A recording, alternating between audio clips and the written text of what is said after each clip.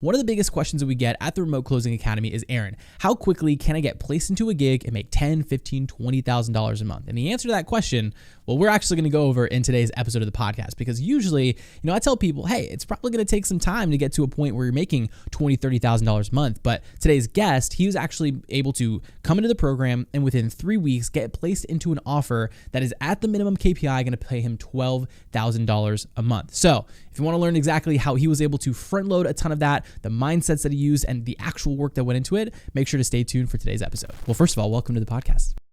Yeah, man. Super happy to be here. Excited, man. Thanks for the opportunity to hop on. Yes, sir. So there's a lot of similarities between mine and your journey, and we'll dive a little bit into that. So before we even dive into the remote closing stuff and the successes you're seeing and things like that, the way that we like to start it is just rewind the clocks a little bit. What were you doing even before like the social media, like online space? I guess just maybe dive into some of that so people can understand your backstory. Oh man, before I started in the social media space, feels like forever ago, but I got that classic, kid from the mom's basement story. But that's really me, dude. I come from, single mom, grew up in my mom's basement, didn't really know what I was doing in life, working at a call center, for a dermatology company. And, my daughter was born in 2018. I had a daughter coming, and I started learning social media marketing like around 2017. So my daughter was born in 2018. The job that I was working with at the time kind of let me go, fired me, So like literally my daughter was born in February. I was fired in April of that same year. So I was kind of like, yeah, dude, I was kind of like, what the hell am I going to do?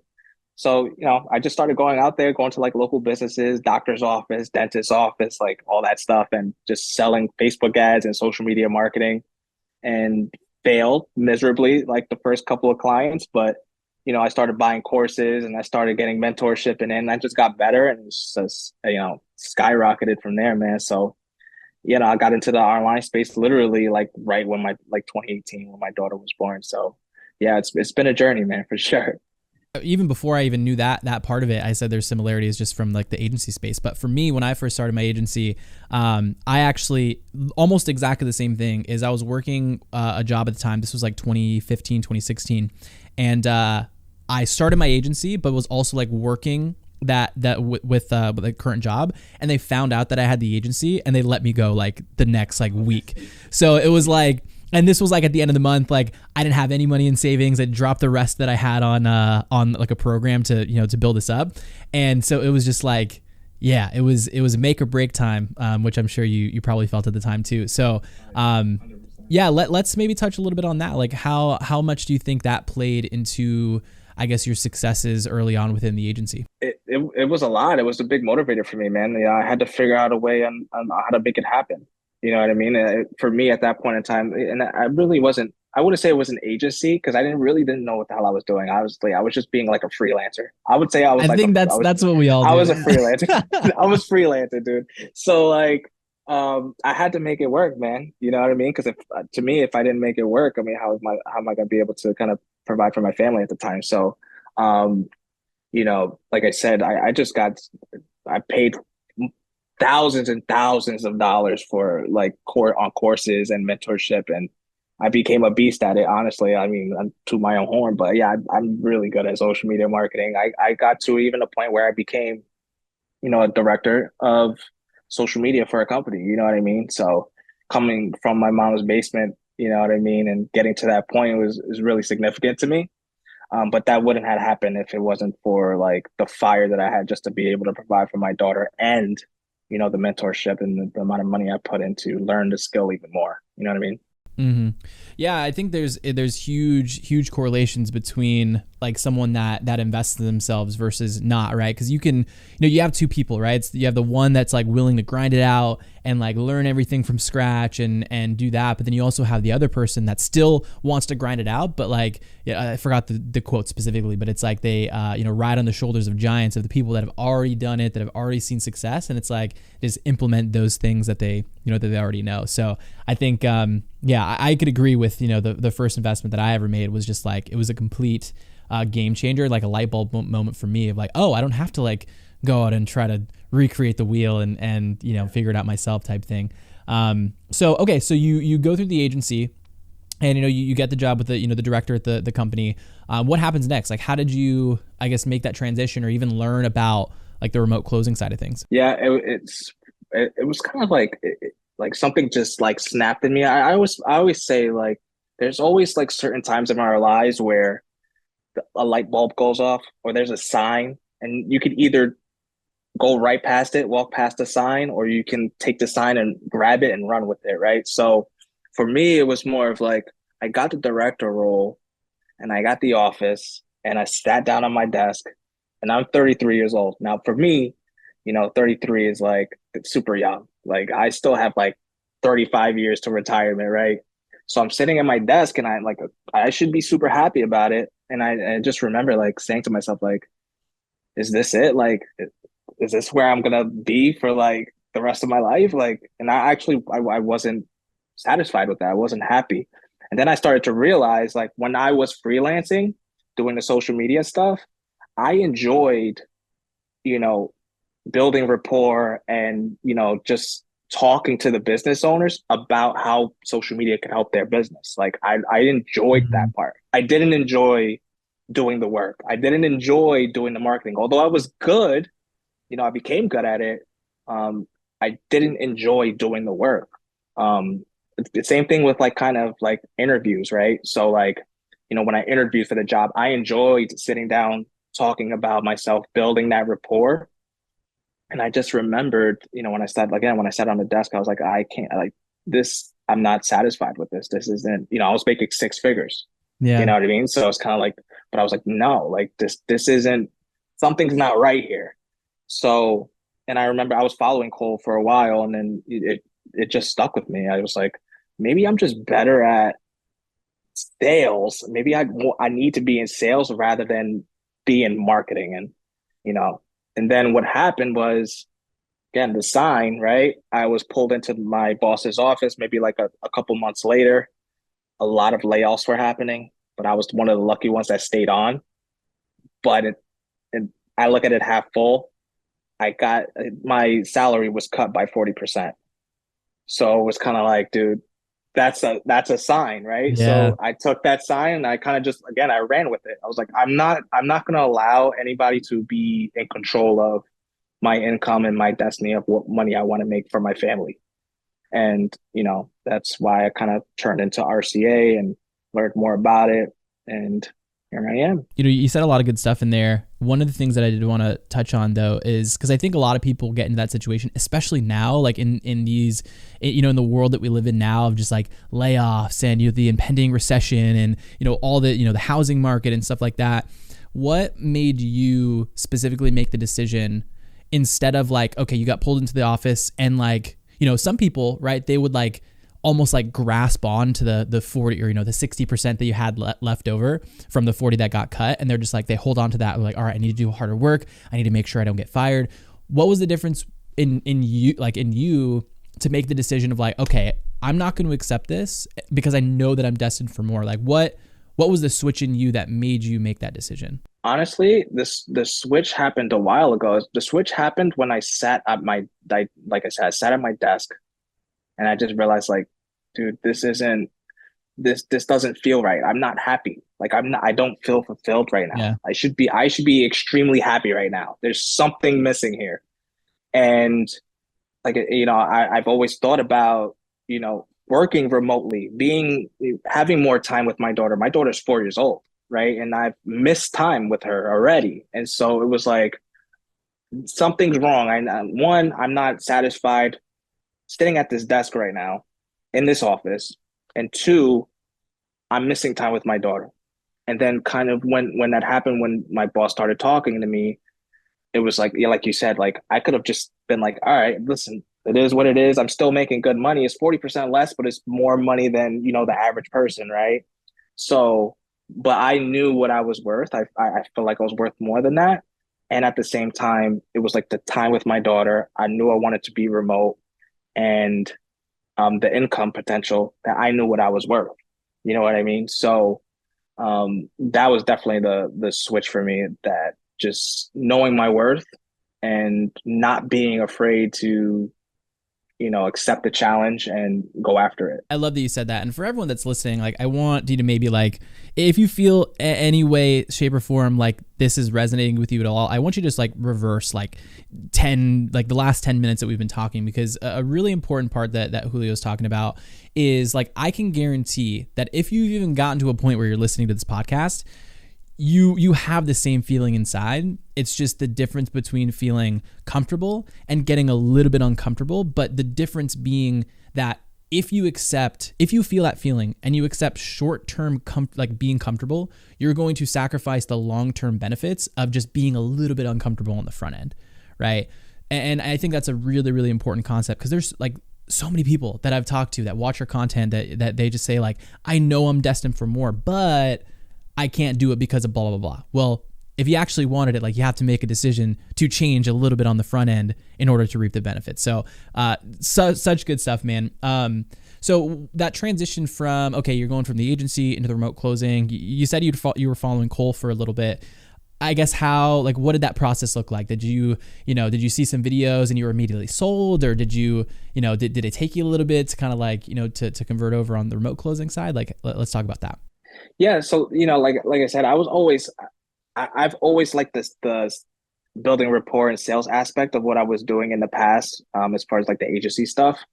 So I was always like Grant Cardone. I followed Grant Cardone and, Jeremy Minor, people like that. And then I ran into Cole, and I'm pretty much, he was pretty much saying something like similar to Jeremy Minor, but I always felt like Grant Cardone was more of like pushy sales, and Cole was saying more of like, building rapport and asking the right questions. And I just kind of fell in love with that a little more. So I started following him. And then how it happened was kind of weird. I actually called one time and I got on a call with someone to join RCA, and kind of like that fear factor kind of jumped in. And I was just like, no, I have a good job. I don't want to spend the money right now. I just got this role. I'm going to stay in this role. Yeah. So I was like, no, it's not for me right now. And then again, when that happened, when, that switch happened for me, when, I got that that salary cut, it was like, oh no, now it's either I'm either going to stay here and be miserable for the rest of my life, or I'm going to stop being afraid and grab the bull by the horns and make it happen. So I ended up calling again, and I spoke with somebody, and I was just like, let's do it, man. Let's go. I don't know how, I got, into a certain like plan to pay for a little bit and then pay again later. And I didn't know how I was going to pay again later, but I knew I was like, okay, I got to figure it out now. Same thing with like social media, right? I got to figure out how I'm going to get this money. And so I'm going to join. I'm going to do what the hell I got to do, get a role, go all in, and make it happen. And I couldn't be happier. I feel like I made a perfect decision, man, honestly. Yeah. Do you feel like, coming in that situation of, you didn't go full into it, we helped you put together a payment plan. And then do you think there was like a fire under your butt to be like, okay, I need to take action? Yeah, 100%. I mean, because I feel like if I would have paid in full, honestly, I would have been like, all right, I had that in the back burner. Like, you know what I mean? When I'll get to it, when I can get to it. Me having that payment plan was like, all right, I don't know how I'm going to pay this next one, but I got to make it happen. Whether it's I get it through this course or get it in another way, like I got to make this payment. So I chose the way of just, you know what, let me just go all in. Let me take coaching, because I've always been super coachable. I've always loved coaching and mentorship. Mm-hmm. So like I said, let me take the bull by the horn, make it happen, and prove to myself that I actually can make this happen. And even though I have no experience, and, with the right coaching and, going all in, it worked out, man. Yeah, it's such an important part, because, I think when some people look at mentorship, they're like, oh, like it's in like I have to spend money to get course material, right? Which, like, obviously that's a part of it. But more than that is that you're putting yourself in a situation where you have skin in the game, right? And it's like, okay, I spent this money, I need to make the money back or make the next payment, as opposed to, if you test it out yourself and watch some YouTube videos and stuff like that, like it's not going to give you the true And not me, I'm not saying every single time, but for a lot of people, myself included, it's not going to really put the fire in your butt, give you the motivation to actually take action on that stuff, right? YouTube University is is step number one, I think, to do the initial research, and then if you're really trying to get to the next level, finding someone that can then hold your hand to get to that next spot. Yeah, and it shows people that you care, right? So like when you put money into yourself, it shows that you actually care about what you're trying to do. Instead of like, oh well, I found it on YouTube, I'm just looking at YouTube. Like anybody could do that. But when you're paying for things to enhance your skill level and to get better at it, it just shows the other person that you're willing to do what it takes to make it happen. And I think that's more important than anything else. I mean, having, like you said, having skin in the game, like that takes courage. That takes a whole lot of things characteristic wise that shows the other person like, okay, I can place my bet on that person because I know he's going to do what it takes to make it happen. Yeah, and like just to add one other little piece on that, because all of this is like it all comes full circle, is one of the things that we teach in terms of like self-sourcing and finding your own gig when it comes to remote closing is in the application, if you don't have current sales experience, to physically tell the person that you invested in yourself to get better at that skill set. Because what's going to happen when you get on a call to then put an offer in front of somebody else, where you as a closer or a setter have to sell that person into investing in themselves. But how are you going to tell someone to invest in themselves when you haven't done it yourself, right? It's this like this inner like battle that happens to where if you can fully like bet and invest in yourself and then like feel that the feeling of being uncomfortable and where your palms get a little sweaty and you're like, is this the right thing or not? You can 100% like communicate that to the other person and say, hey, look, I've been in the same spot as you. Like I was scared when I first invested in myself, like, and then you can bring them through that story to bring them across the finish line. So it's such an important part. I don't want to, go too deep into that, but I think it's a really important part of the process. Okay. So you come to the program and, you start taking action. When in that process did you, I guess, internally say to yourself, okay, like this was worth the investment? Was it before? Was it when you got placed, or what was it before that? Oh, it was 100% before that. Honestly, it was the onboarding process. When I spoke to my coach, um, that was like, because again, I'm huge on coaching. I'm huge on mentorship, right? So I knew when I had the coach and I spoke with my coach, I was like, this person's going to get me to where I need to go.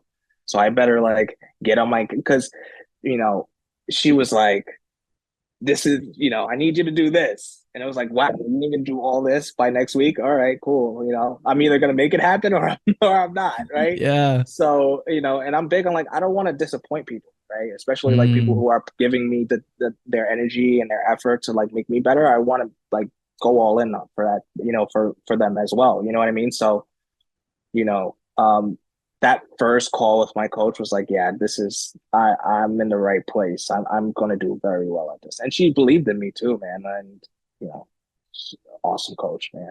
Awesome coach. Yeah.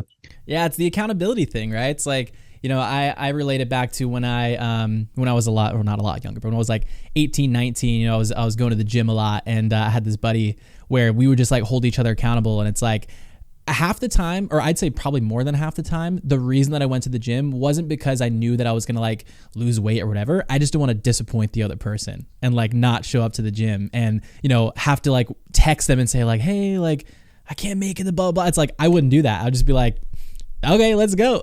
I'm tired. Like I'm sore. Like let's make it happen. It's the accountability aspect. Okay, perfect. So you come in, start taking action. I guess what were some of your favorite, parts and aspects of the program, up to this point?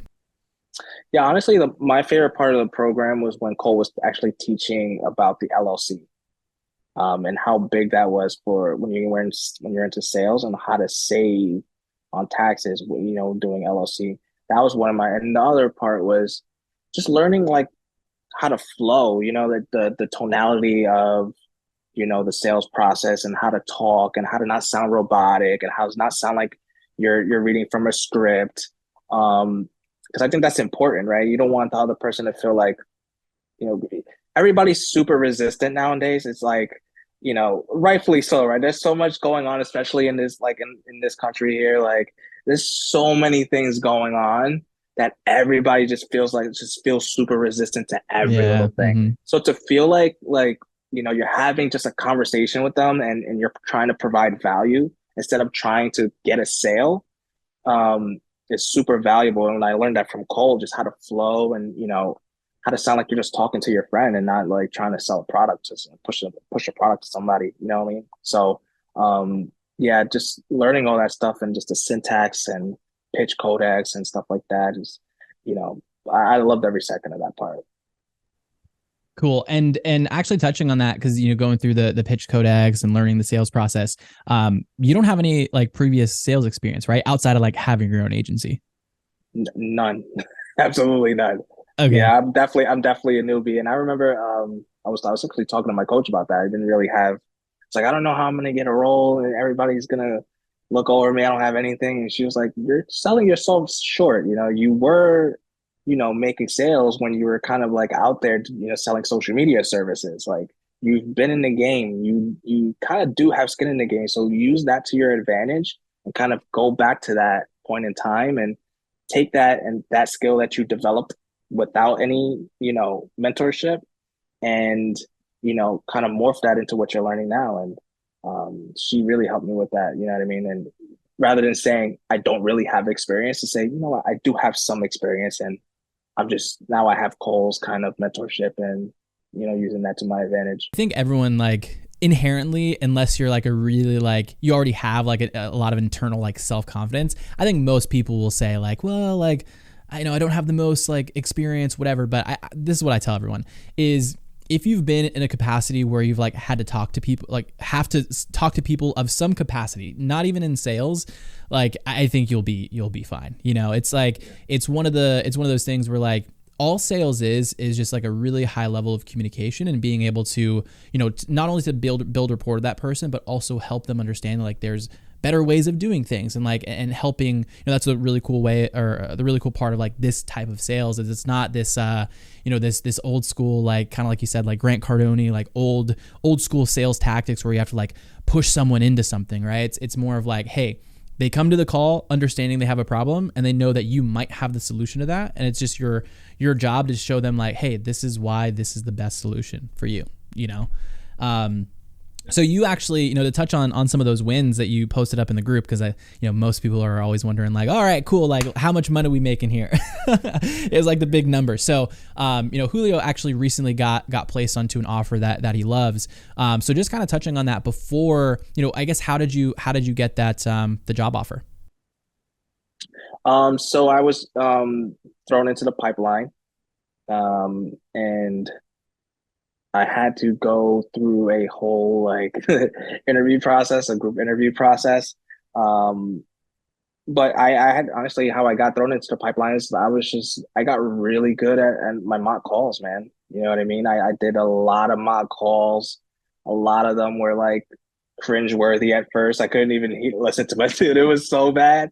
Like I didn't even. I'll never forget it. I wish I could like just bring my girlfriend in here so she could tell you how embarrassed I was from my first mock call. It was so bad. Like literally the first mock call I had, I didn't sleep the whole night because I kept Oh man. learning the script over. I kept looking at it over and over again. I was like, I'm never gonna sound like that again.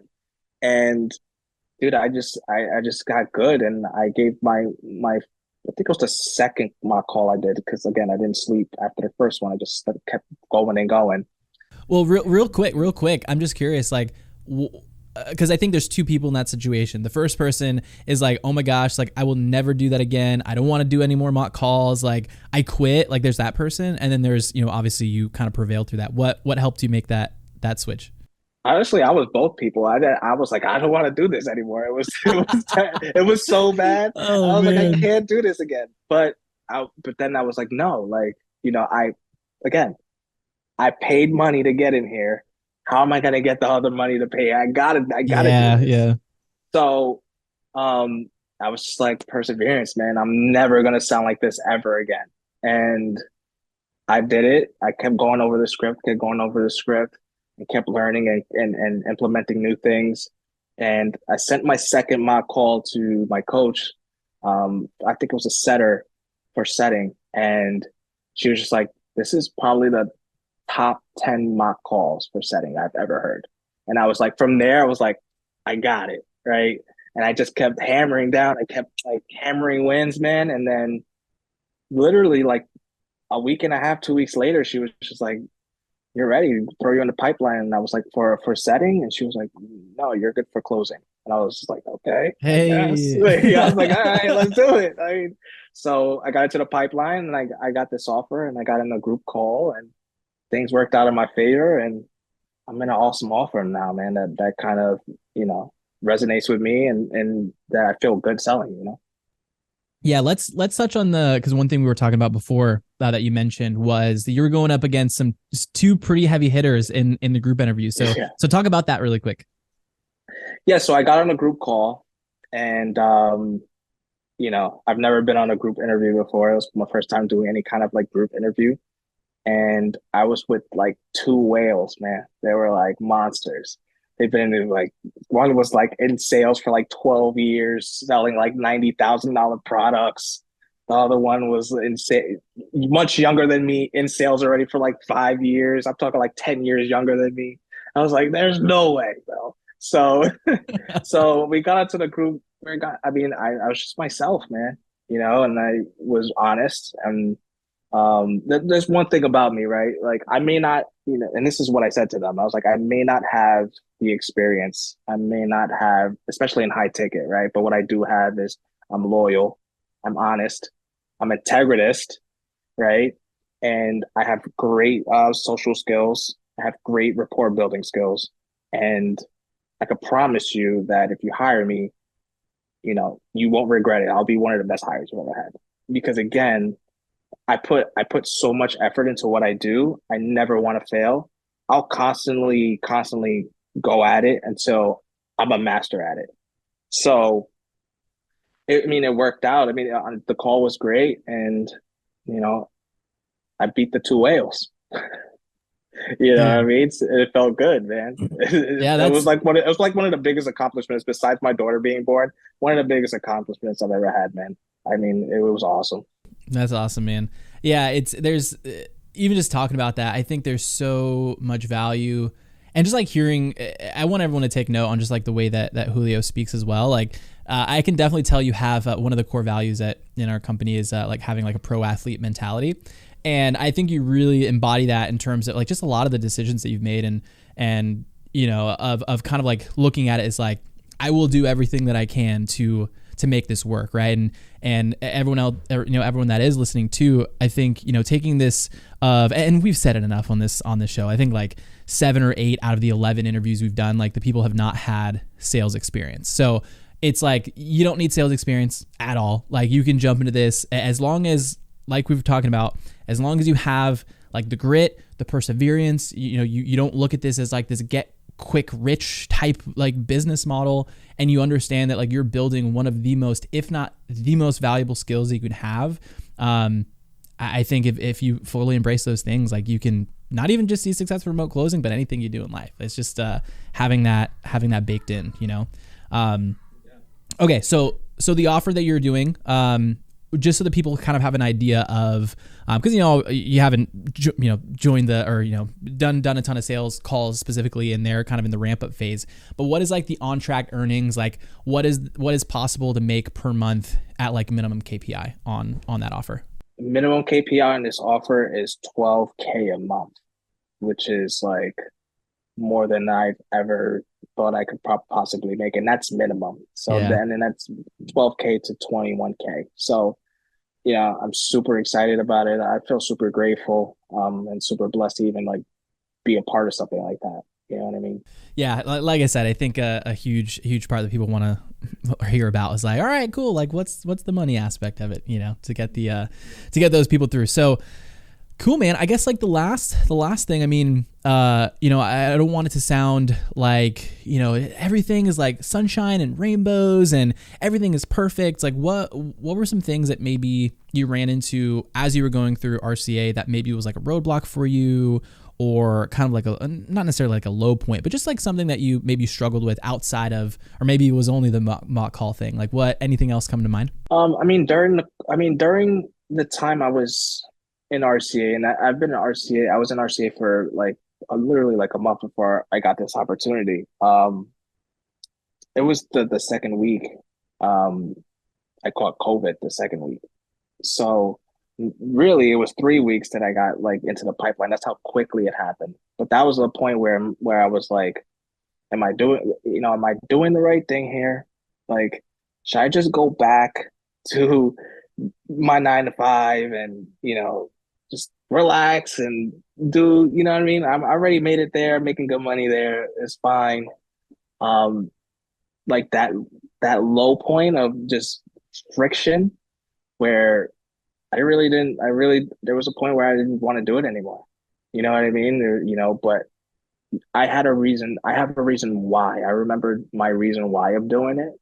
And I think for everyone, I think even when you do hit that low point, and, it could be something simple as just catching cold, and that's not simple, but, or something happening to yourself, there's always going to be a point where you're just like, I don't even want to do this, or am I even worth doing this? You know what I Mhm. mean?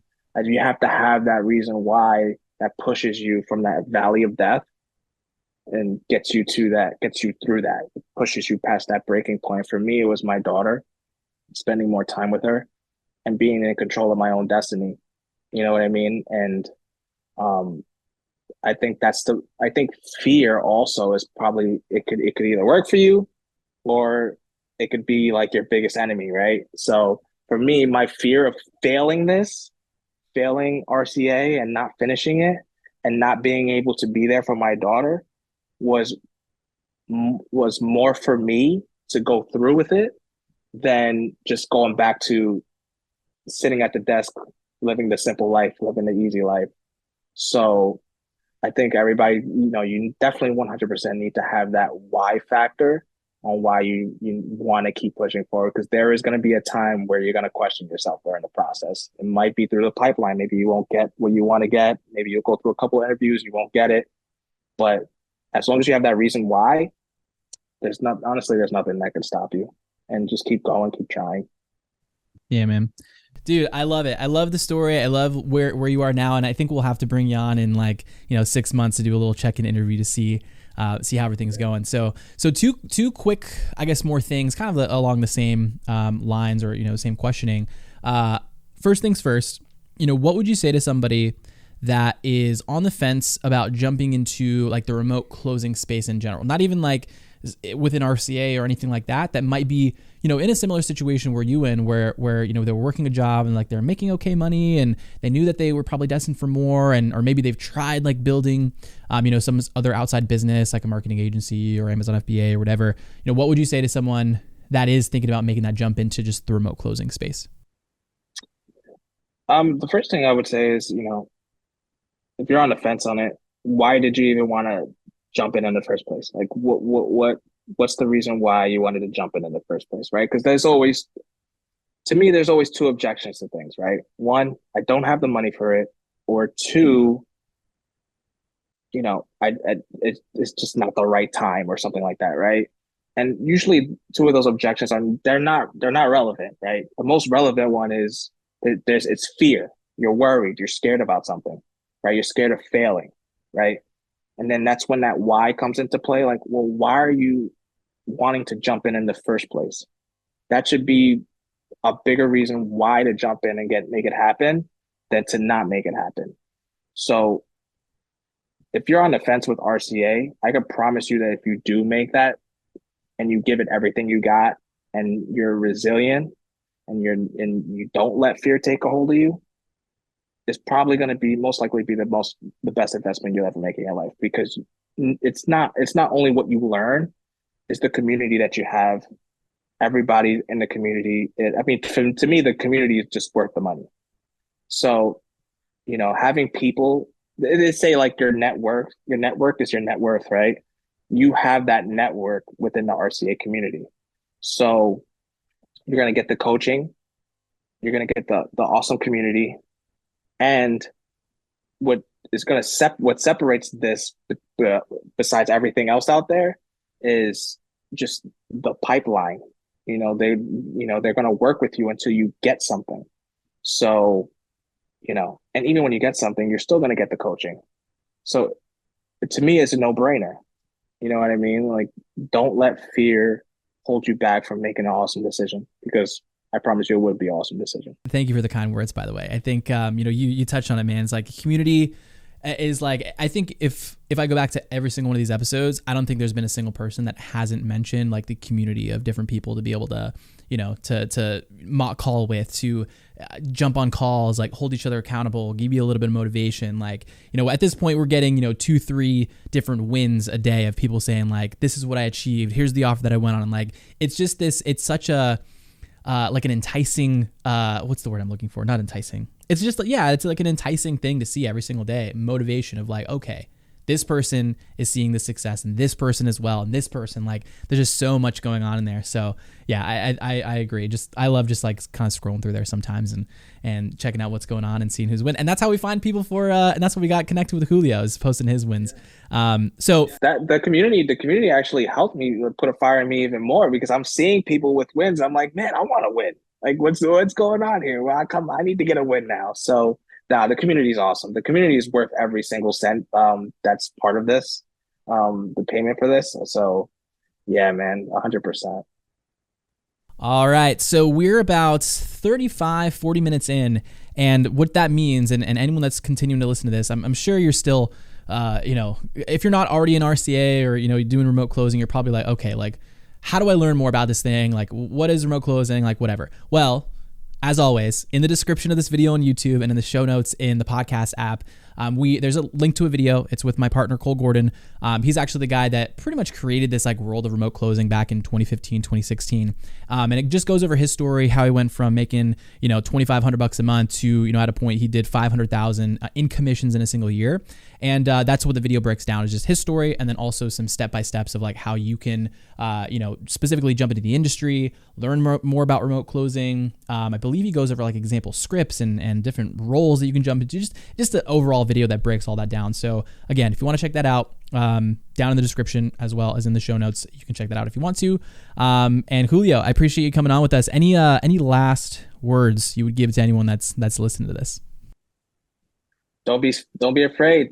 Hop in, jump in, make it happen, and be in control of your own destiny. And this is the perfect way to do it. So, and join the community. We're waiting for you on the other side, man.